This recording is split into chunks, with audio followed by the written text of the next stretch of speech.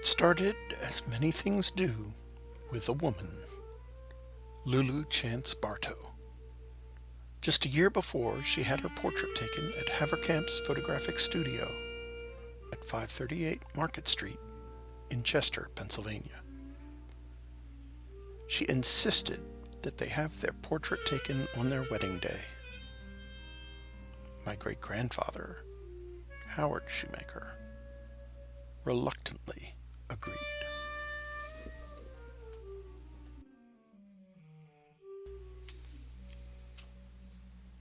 Howard was by nature a tinkerer, curious about how things worked.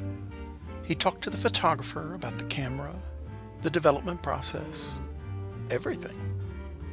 Soon he purchased his first camera, a Kodak Vest Pocket Autographic. When his son Rupert and later his daughter Mary were born, he was ready to capture every moment, especially vacations at the shore. Though he would sometimes try to pose the shot, he had an eye for capturing the moments between the poses, like when everyone except my Uncle Ludlow looked behind them, or when my grandfather mugged for the camera. He bought Rupert his first camera and taught him how to use the darkroom. At first, Rupert used the camera to build a sense of family. His mother Lulu passed away in 1942, and his wife Jeanette left him a few years later. So photographs and Sunday drives became the glue that held his scattered family together. Later, he would pose his daughter and granddaughter like the fashion models in the magazines and recreate famous works of art.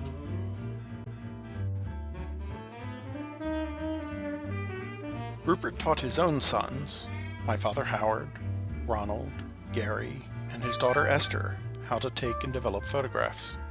Because of the divorce, Dad grew up in a world constantly in flux, moving from one parent or grandparent. Photographs became a way of making the impermanent permanent, so he photographed everything. Nothing was too big or too small to escape his notice. A camera can focus your attention on what you are seeing, but it can also put a barrier between you and the world around you. For Dad, the camera kept him at a safe emotional distance from the world around him. My dad bought me my first camera for my 8th birthday, a Sears 110 flip flash.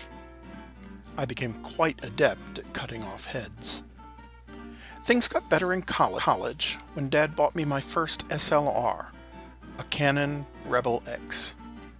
He was disappointed that I didn't want a Minolta, but kids are born to rebel. I also didn't want to be the person who spent so much time behind the lens that he wasn't part of the life happening around him. So I would often put the camera away, especially at family gatherings. Now I wonder what pictures I missed, or which only exist in my mind.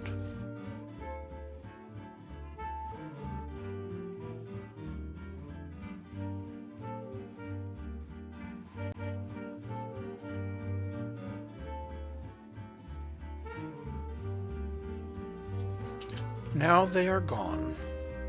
I have inherited their photographs, the moments important enough to capture, some of their cameras, and a love of photography that's 4 generations deep.